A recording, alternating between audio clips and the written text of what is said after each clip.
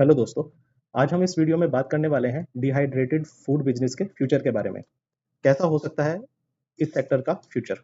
हम लोग इस वीडियो में बात करने वाले हैं कि डिहाइड्रेशन फूड बिजनेस क्या होता है, अगले 5 से 10 सालों में डिमांड क्यों बढ़ सकती है, स्टॉक मार्केट में कौन सी लिस्टेड कंपनियां हैं जिनको इसका फायदा देखने को मिल सकता है। और सबसे पहले हम लोग बात करेंगे डिहाइड्रेटेड फूड बिजनेस आखिर होता क्या है।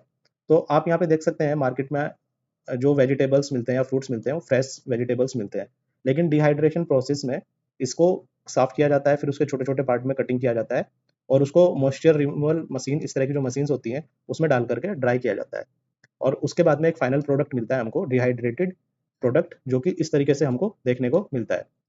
तो इस ये कौन कौन सी फॉर्म में हो सकता है, क्यूब्स की फॉर्म में हो सकता है, फ्लेक्स की फॉर्म में हो सकता है, स्लाइस हो सकते हैं छोटे छोटे, या फिर पाउडर भी हो सकता है। उसके बाद में इस प्रोडक्ट को पैक किया जाता है, पैकेजिंग की जाती है, उसको स्टोर कर सकते हैं आराम से और ट्रांसपोर्ट कर दिया जाता है फूड मैन्युफैक्चरर्स के पास में। तो इसको खरीदता कौन है? तो इसको खरीदते हैं जो इस तरह के प्रोडक्ट्स बनाते हैं, जैसे इंस्टेंट नूडल्स हो गई, सूप हो गई, पास्ता हो गया, रेडी टू ईट फूड हो गया। तो फूड कंपनीज के लिए ये कन्वीनियंट रॉ मटेरियल के रूप में यूज होते हुए देखने को मिल जाता है।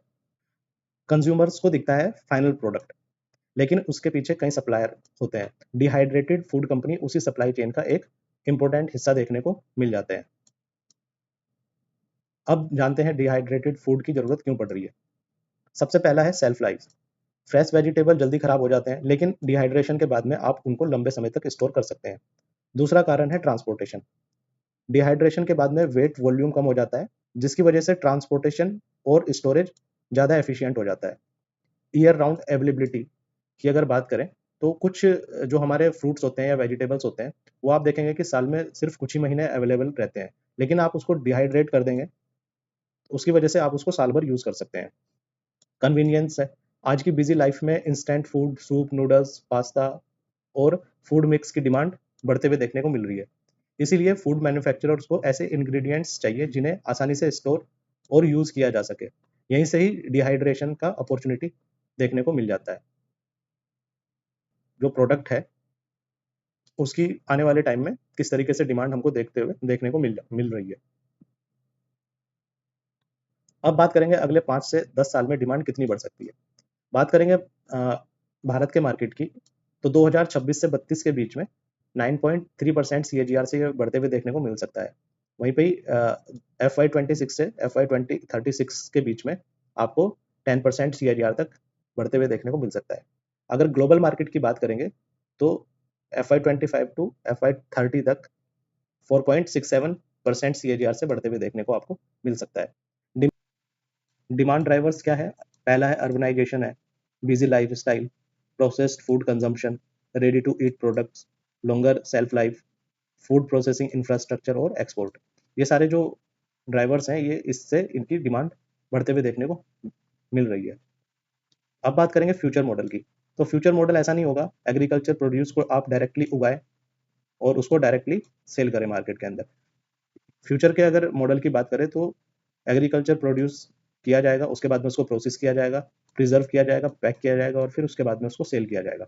तो भारत में एग्रीकल्चर प्रोड्यूस को वैल्यू एडिड प्रोडक्ट में बदलने का एक बड़ा मौका देखते हुए मिल रहा है। स्टॉक मार्केट में किसको फायदा हो सकता है? तो यहाँ पे कुछ लिस्टेड कंपनीज है, जैसे कि सवालिया फूड प्रोडक्ट है, ओशियन फूड्स है, जैन इरिगेशन सिस्टम।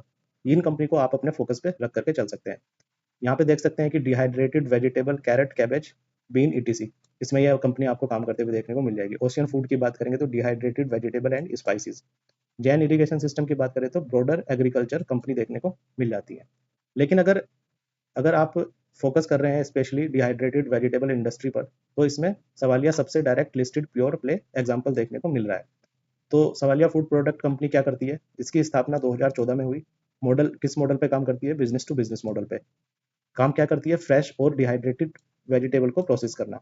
जो इनका रेडी प्रोडक्ट होता है वो कहाँ पे यूज होता है? ब्रांडेड पैकेज्ड फूड इंडस्ट्री में इंग्रेडिएंट्स के रूप में ये यूज होते हुए देखने को मिलता है। प्रोसेस क्या है ये हम ऑलरेडी डिस्कस कर चुके हैं, कहाँ पे यूज होता है वो भी हम डिस्कस कर चुके हैं। अब हम बात करते हैं कंपनी की ग्रोथ कैसी रही।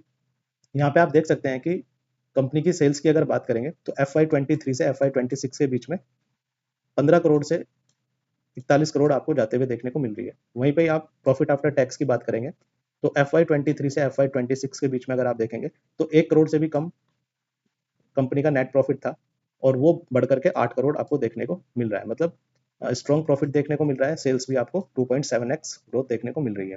तो लेकिन सिर्फ प्रॉफिट देखकर एक्साइटेड नहीं होना है, और वर्किंग कैपिटल और कैश फ्लो भी इंपॉर्टेंट होता है। तो सवाल यह कि सबसे बड़ी अपॉर्चुनिटी क्या है।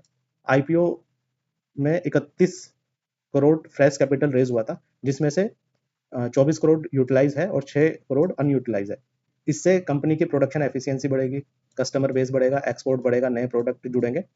तो ओवरऑल देखा जाए तो इंडस्ट्री ग्रोथ का एक बड़ा अपॉर्चुनिटी देखने को मिल रहा है। अगर रिस्क की बात करें तो कस्टमर कंसंट्रेशन, तो 86% रेवेन्यू जो है टॉप 10 कस्टमर से आता है। सबसे बड़े कस्टमर की कंट्रीब्यूशन 20% है। तो डिपेंडेंसी कुछ ही कस्टमर्स के ऊपर है। अगर वो अपना वो प्रोडक्ट ना ले तो कंपनी के लिए ये दिक्कत की बात बन सकती है। वर्किंग कैपिटल पे आपको फोकस करना है, कैश फ्लो पे, वैल्यूएशंस पे। तो आप इस कंपनी को अपने फोकस के ऊपर रख करके चल सकते हैं। डिहाइड्रेटेड फूड बिजनेस को लेकर के आपकी क्या राय है, और फ्यूचर में इसकी डिमांड कैसी रह सकती है, कमेंट बॉक्स में जरूर बताइएगा। वीडियो आपको पसंद आए तो लाइक करिए। थैंक यू दोस्तों।